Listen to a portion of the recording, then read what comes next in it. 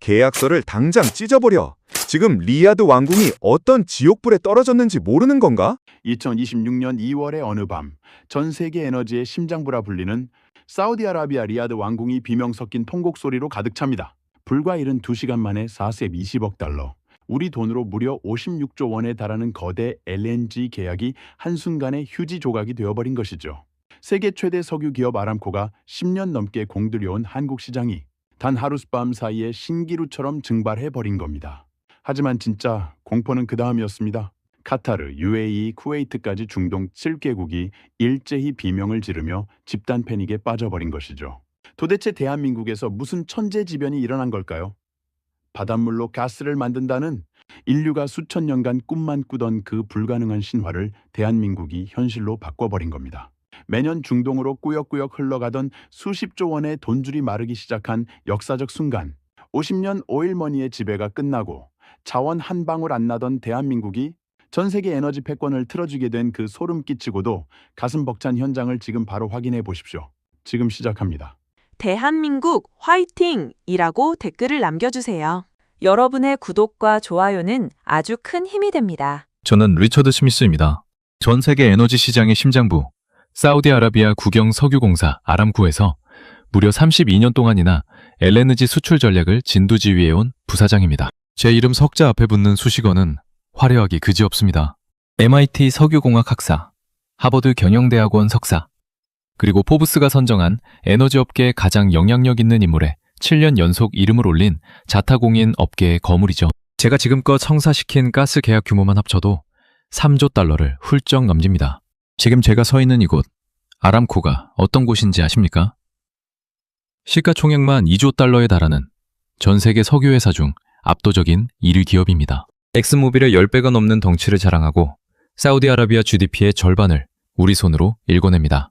우리가 마음만 먹고 가스밸브를 잠그면 유럽의 겨울은 지옥이 되고 아시아의 모든 공장은 멈춰섭니다. 이건 과장이 아니라 실화입니다.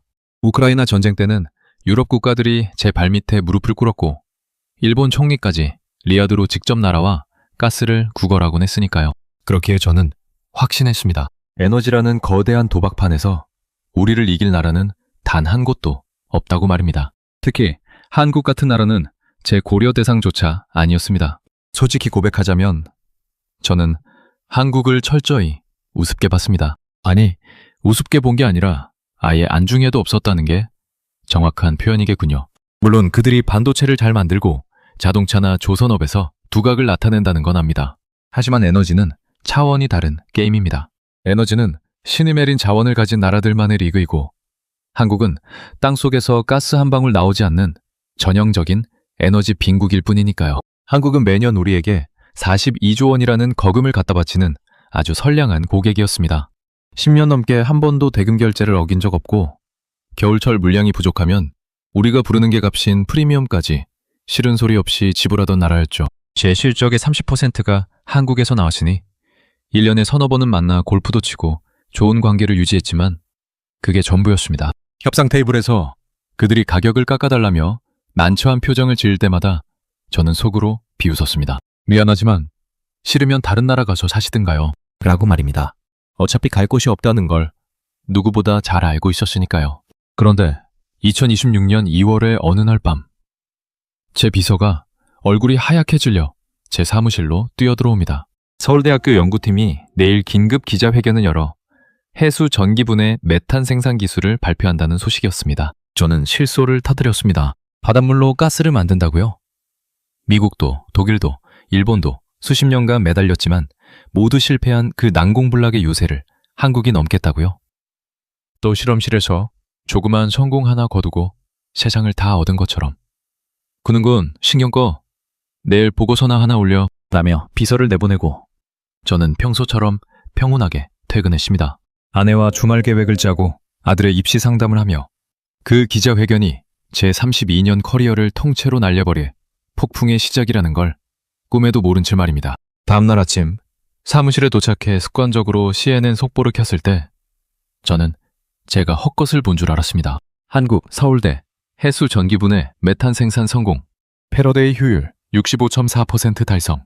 65.4%라뇨. 이건 물리적으로 불가능에 가까운 숫자입니다. 미국 최고 기록이 38%였고 기술 강국 독일조차 42%를 넘지 못했습니다. 그런데 한국이 단숨에 세계 최고 기록의 1.5배를 뛰어넘었다는 겁니다. 이건 과학의 영역을 벗어난 기적이었죠. 오전 10시 리야드 본사 12층 전략회의실에 비상이 걸립니다. 아둘라 왕자가 금태 선글라스를 벗어던지며 자리에 앉자 회의실엔 무거운 침묵이 흐릅니다. 마케팅 본부장은 한국에서 연간 12조 원의 매출이 발생하며 10년 장기 계약 총액이 120조 원에 달한다는 사실을 상기시킵니다. 만약 이 기술이 실현된다면 우리 금고의 가장 큰 수입원 중 하나가 증발한다는 뜻이었습니다. 하지만 저는 여전히 여유를 부렸습니다. 왕자님, 실험실 데이터일 뿐입니다. 상용화는 전혀 다른 문제입니다. 플랜트 건설에만 10년이 걸리고 수십조 원의 돈이 듭니다. 그동안 한국은 우리 가스 없이 단 하루도 못 버팁니다. 라고 말이죠. 다른 임원들도 거들었습니다. 한국의 비싼 전기료로는 가스를 만드는 게 경제성이 전혀 없으며 한국 정부가 그런 막대한 모험에 돈을 쏟아부을 리 없다는 분석이 쏟아졌습니다. 우리는 창밖으로 보이는 리야드의 마천루와 6차선 도로를 달리는 호화 수입차들을 보며 안도했습니다. 이 모든 게 석유와 가스로 만든 권력이고 한국 같은 자원 빈국이 감히 넘볼 수 없는 질서라고 믿었습니다. 오후에 올라온 기술팀 보고서도 경제성 없음, 상용화 최소 10년 소요라는 달콤한 결론을 내놨습니다. 하지만 제 믿음은 불과 며칠 뒤 산산조각이 나기 시작합니다. 2월 16일 한국에서 2차 발표가 나옵니다. 24시간 연속 가동 성공, 재현성 확보. 저는 커피를 마시다 멈칫했지만 여전히 운이 좋았을 뿐이라며 애써 무시했습니다. 하지만 2월 23일 한국정부 합동브리핑은 제 심장에 비수를 꽂았습니다. 산업부, 과기부, 해수부 장관이 동시에 나와 이 기술을 국가 핵심 전략기술로 지정하고 2027년까지 플랜트 건설에 18조 원을 투입하겠다고 발표한 겁니다. 우리는 한국이 수십조 원을 투자하는 건 정치적으로 불가능하다고 단언했습니다. 그런데 한국 정부는 제 예상을 비웃듯 18조 원을 즉각 집행하겠다고 나섰습니다. 게다가 50배 스케일업 설계를 이미 완료했고 단 3개월 만에 시험 설계를 가동하겠다는 소식이 전해지자 회의실은 아수라장이 되었습니다. 보통 2년은 걸릴 일을 3개월 만에 해치우겠다는 그들의 속도전에 아둘라 왕자가 소리를 지릅니다. 한국이 18조 원을 그냥 던졌겠나? 그들은 이미 준비가 끝난 거야. 사태는 걷잡을 수 없이 번져갑니다. 한국 10대 기업들이 12조 원의 민간 투자를 결정하며 총 30조 원의 거대 연합군이 결성되었습니다. 삼성, 현대, SK 같은 이름만 들어도 아는 기업들이 설비를 발주하기 시작했고 한국 대통령이 직접 창원 현장에서 삽을 뜨는 모습이 생중계됩니다. 더 이상 중동의 눈치를 보지 않겠습니다. 우리 바다가 바로 우리의 유전입니다. 라는 대통령의 선언은 우리에겐 사형 선고나 다름없었습니다. 더욱 충격적인 건 우리 주변국들의 움직임이었습니다. 아람코의 두 번째 고객인 일본이 한국 기술 도입을 검토하고 싱가포르, 필리핀, 베트남이 줄지어 한국과 손을 잡습니다. 매일 아침 출근하면 들려오는 건 한국과 새로운 국가 간의 협약 뉴스뿐이었습니다. 제 손이 너무 떨려 커피를 쏟는 날이 잦아졌습니다. 32년간 단 한 번도 느껴보지 못한 등골이 서늘해지는 공포가 리야드의 뜨거운 사막바람을 타고 제 목을 조여오기 시작했습니다. 하지만 제가 그토록 자신만만하게 내뱉었던 확신은 불과 일주일도 지나지 않아 거대한 해일이 되어 제 숨통을 조여오기 시작합니다. 2월 16일 한국에서 터져나온 2차 발표는 단순한 운이나 우연이 아니었음을 증명하고 있었거든요. 24시간 연속 가동에 성공했다는 소식, 그리고 반복된 실험에서도 효율 저하가 거의 없다는 데이터는 이미 실험실의 단계를 넘어섰음을 의미했습니다. 저는 그 뉴스를 보며 마시던 커피잔을 내려놓습니다. 입안이 바싹 마르고 심장이 불길하게 요동치지만 여전히 부하 직원들 앞에서는 여유로운 척 미소를 지어 보입니다. 아직 멀었어. 스케일업은 차원이 다른 문제거든. 이라며 제 자신을 속여보지만 등 뒤로 흐르는 식은땀까지는 속일 수가 없습니다. 진정한 공포는 그로부터 일주일 뒤인 2월 23일에 찾아옵니다. 한국 정부가 산업부, 과기부, 해수부 장관을 모두 대동하고 합동 브리핑을 연 겁니다. TV 화면 속에서 3명의 장관이 나란히 서서 이 기술을 국가 핵심 전략 기술로 지정한다고 발표하는 순간 저는 리야드의 뜨거운 태양 아래서도 온몸이 얼어붙는 한기를 느낍니다. 2027년까지 18조 원을 투입해 플랜트 3기를 건설하고 2030년까지 상용 플랜트 20기를 가동하겠다는 구체적인 청사진이 제시된 것이죠. 제가 그토록 장담했던 정치적 무리수와 예산 부족이라는 논리를 한국은 비웃듯이 정면으로 깨부수고 있었습니다. 오전 10시 아람코 긴급 임원회의실의 공기는 전례 없이 무겁습니다. 아돌라 왕자는 선글라스도 쓰지 않은 채 붉게 충혈된 눈으로 우리를 노려봅니다. 그는 테이블을 주먹으로 내리치며 고함을 지릅니다. 한국이 18조 원을 쏟아붓는다고 합니다. 리처드 부서장, 자네는 분명 불가능하다고 하지 않았나? 저는 마른 침을 삼키며 보고서를 펼칩니다. 왕자님, 아직은 발표일 뿐입니다. 실제 집행까지는 시일이 걸릴 것이고, 하지만 제 말이 끝나기도 전에 재무본부장이 말을 끊습니다. 이미 한국 국회에서 예산안이 통과됐습니다. 그것도 여야 만장일치로 말입니다.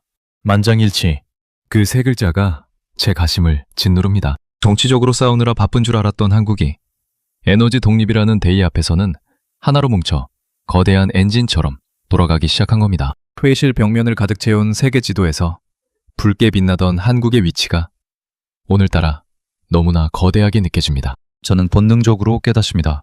지금껏 우리가 누려온 이 황금빛 권좌가 밑바닥부터 흔들리고 있다는 것을 말입니다. 상황은 제가 상상한 것보다 훨씬 빠르고 조직적으로 흘러갑니다. 한국의 10대 대기업들이 컨소시엄을 구성해 12조 원을 추가로 투자했다는 소식이 타전됩니다. 정부 예산 18조 원에 민간 자본 12조 원, 합쳐서 30조 원이라는 거대한 자본의 파도가 우리를 향해 몰려오고 있었죠. 제가 불가능의 근거로 내세웠던 25조 원의 장벽을 한국은 아주 가뿐하게 넘어서 버린 겁니다. 삼성, 현대, SK, 포스코 같은 세계적인 기업들이 각자의 핵심 역량을 모아 장비 발주에 들어갔다는 보고서가 제 책상 위에 쌓입니다. 독일 지멘스와 미국의 GE 같은 굴지의 기업들이 한국의 주문을 받기 위해 줄을 서고 있다는 소식은 제 숨통을 더욱 조여옵니다. 3월 2일, 창원 해양 플랜트 시험장 착공식 현장이 전 세계로 생중계됩니다. 한국 대통령이 직접 삽을 들고 흙을 파며 선포합니다. 오늘 우리는 에너지 독립의 첫 삽을 뜹니다. 더 이상 중동의 눈치를 보지 않겠습니다. 바다가 우리의 유전입니다. 그 말은 단순한 연설이 아니었습니다.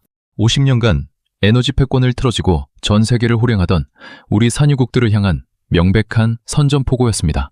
저는 그 장면을 보며 손목에 찬 금시계가 너무나 무겁고 거추장스럽게 느껴집니다.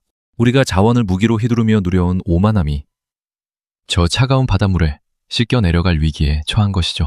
비서가 들고 온 최신 보고서는 더욱 처참합니다.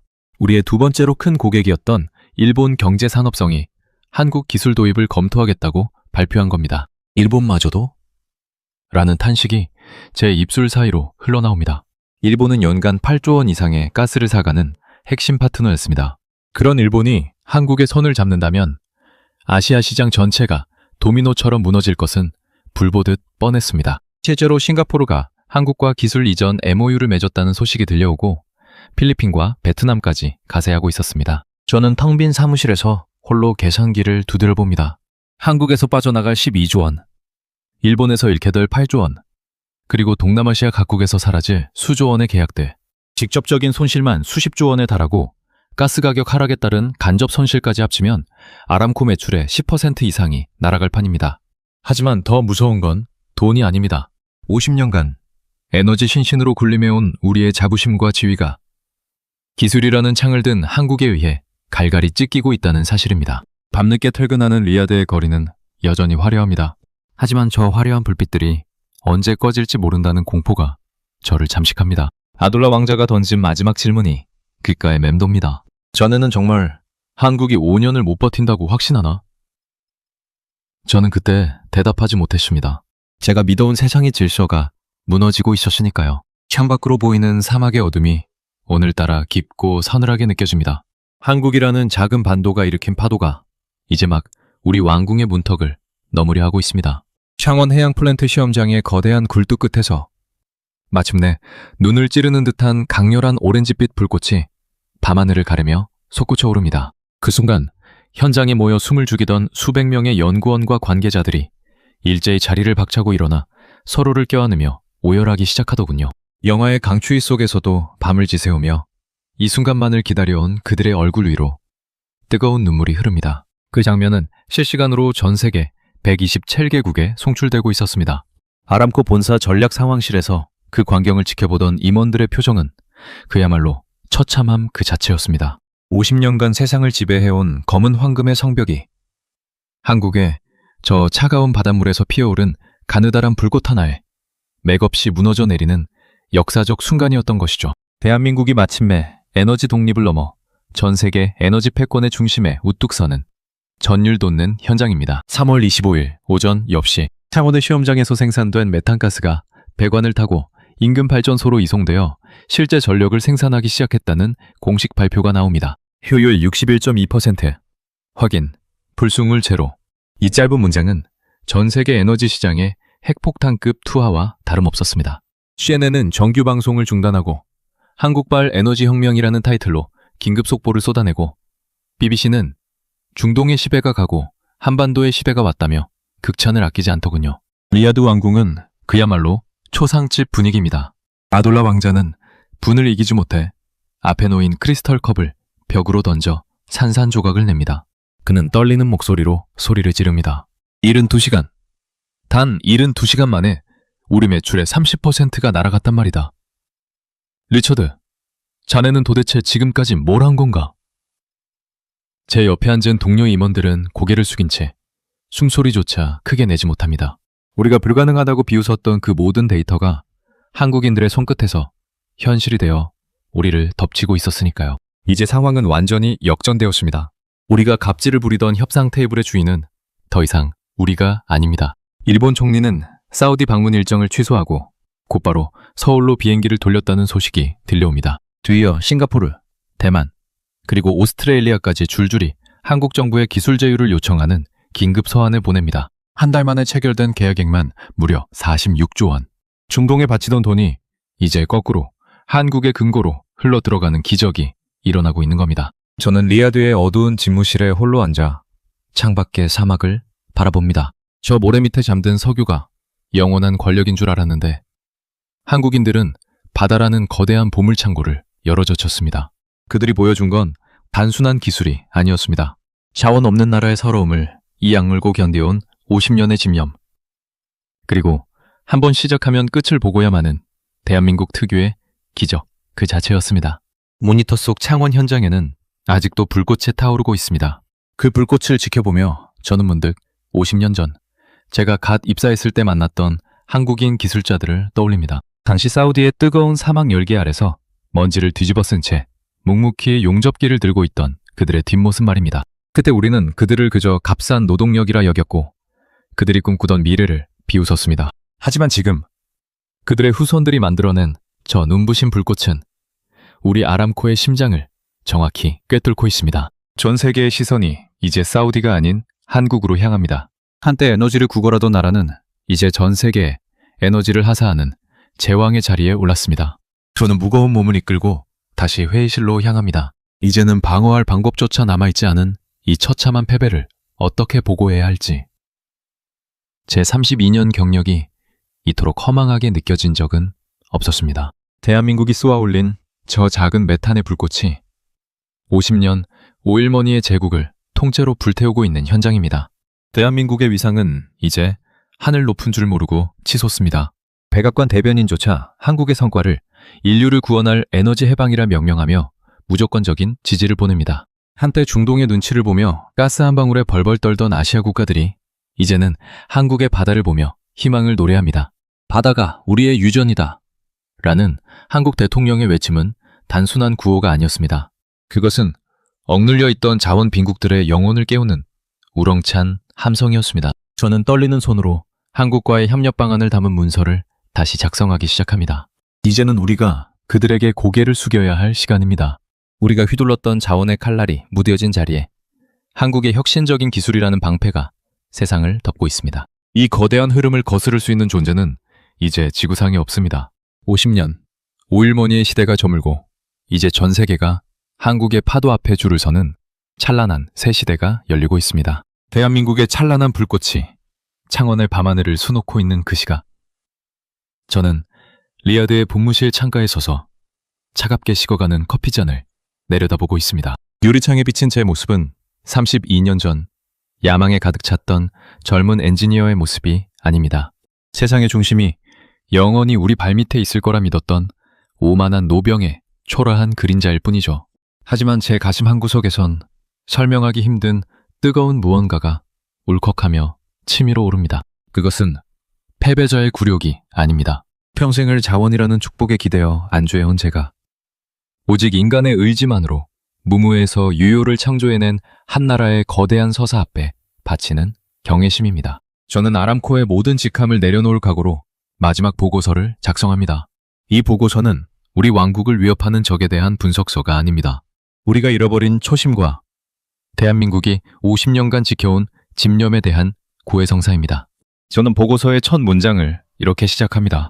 우리는 땅속의 석유를 믿었지만 대한민국은 사람의 머릿속에 든 꿈을 믿었습니다. 이튿날 아침 아둘라 왕자의 호출을 받고 집무실로 향하는 제 발걸음은 이상하리만큼 가볍습니다. 왕자의 집무실에는 이미 중동의 주요 산유국 에너지 장관들이 모여 어두운 표정으로 논의를 이어가고 있더군요. 왕자는 제가 제출한 보고서를 테이블 위에 던져놓으며 묻습니다. 칼리드, 자네 미친 건가?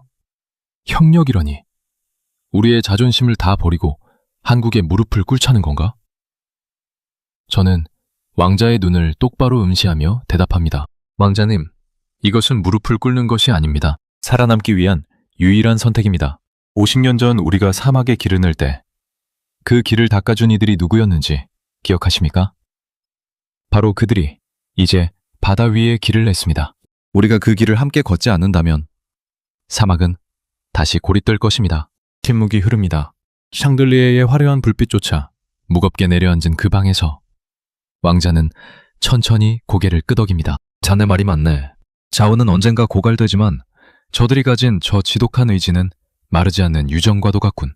사우디아라비아와 대한민국의 역사적인 에너지 기술 동맹은 그렇게 시작됩니다. 한 달 뒤 저는 아람코의 부사장이 아닌 한 사우디 에너지 협력단의 단장 자격으로 서울 땅을 밟습니다. 인천공항에 내려 마시는 서울의 공기는 리야드의 모래바람보다 훨씬 달콤하고 선명하게 느껴집니다. 저는 곧장 서울대학교 301동 실험실로 향합니다. 그곳은 세계를 뒤흔든 혁명의 발원지라기엔 너무나 소박하고 평범한 모습입니다. 복도에는 밤샘 연구의 흔적이 역력한 포스트잇들이 다닥다닥 붙어 있고 젊은 연구원들이 컵라면으로 끼니를 때우며 모니터를 응시하고 있더라고요. 박상국 교수가 저를 맞이합니다. 그는 세계적인 영웅이 되었음에도 불구하고 낡은 가운을 입은 채 환한 미소를 지으며 악수를 청합니다. 저는 그의 거친 손을 잡으며 말합니다. 교수님, 저는 32년간 자원을 팔아 부를 쌓았습니다. 하지만 오늘 이곳에서 제가 본 것은 어떤 다이아몬드보다 빛나는 대한민국의 혼입니다.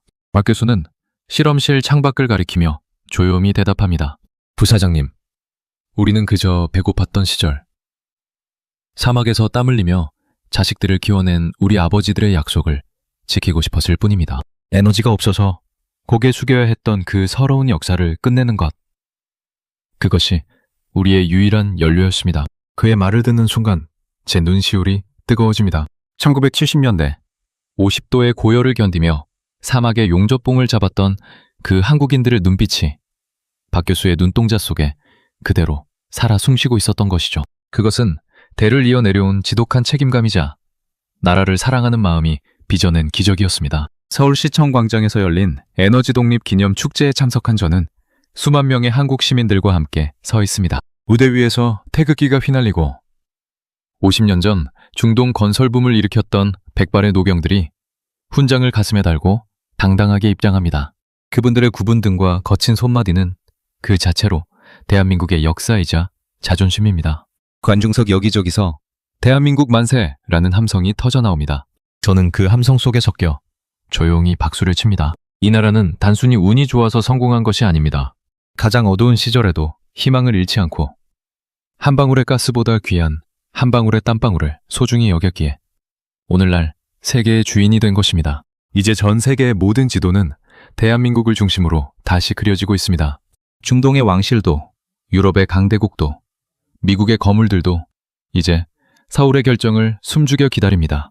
에너지를 구걸하던 나라는 이제 인류에게 빛과 온기를 나누어주는 가장 품격 있는 리더가 되었습니다. 저는 이 위대한 나라의 변화를 현장에서 목격할 수 있었음을 제 인생 최고의 영광으로 간직하려 합니다. 대한민국, 당신들은 정말 대단한 민족입니다. 자원이 없다는 절망을 기술이라는 희망으로 바꾼 당신들의 저력 앞에 저는 오늘 진심 어린 존경의 인사를 올립니다. 바닷물을 태워 가스를 만드는 저 찬란한 불꽃은 결코 꺼지지 않을 것입니다.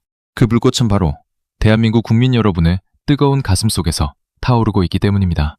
오늘 전해드린 바닷물을 유전으로 바꾼 대한민국 에너지 독립의 기적, 여러분은 어떻게 보셨나요? 사실 이 이야기는 단순히 과학기술의 성공담이 아닙니다. 에너지가 없어 고개 숙여야 했던 서러운 세월을 끝내기 위해 우리 대한민국의 아들, 딸들이 7년 넘는 시간 동안 실험실에서 밤을 지새우며 만들어낸 집념의 기록입니다. 이 나라를 위해 평생을 헌신하고 자식들을 키워내신 우리 어르신들, 50년 전 척박한 중동 사막에서 50도의 폭염을 견디며 흘리신 여러분의 피땀이 토양이 되었기에 오늘날 전 세계가 경탄하는 에너지 강국 대한민국이 존재할 수 있었습니다. 짠 바닷물을 태워 눈부신 가스불꽃을 피워낸 저 기술처럼 우리 어르신들이 모진 풍파를 견디며 지켜오신 그 단단한 의지가 바로 오늘의 한국을 지탱하는 가장 큰 힘입니다. 누군가는 한국의 자원 한 방울 나지 않는다고 말했지만 우리는 그 작은 땅덩어리에서 사람이라는 가장 위대한 자원을 길러냈습니다. 오만했던 중동의 석유 거물이 무릎을 꿇고 배움을 청하게 만든 힘, 그것은 바로 우리 한국인의 꺾이지 않는 기계와 우리도 할 수 있다는 절실한 마음에서 나온 것입니다. 여러분이 자랑스럽게 여기시는 우리 한국의 또 다른 위대함은 무엇인가요? 우리 자식들이, 우리 후손들이 더 이상 남의 나라 눈치 보지 않고 당당하게 살 수 있도록 묵묵히 길을 닦아주신 어르신들의 지혜와 경험을 댓글로 나누어 주세요. 여러분의 따뜻한 응원 한마디가 이 채널을 이끌어가는 가장 큰 에너지가 됩니다. 오늘도 우리 곁을 든든하게 지켜주시는 여러분, 진심으로 존경하고 사랑합니다. 여러분의 삶 자체가 우리에게는 가장 큰 기적이자 자부심입니다. 오늘도 평안하고 행복한 하루 보내시길 바랍니다. 당신은 대한민국 최고의 자랑입니다.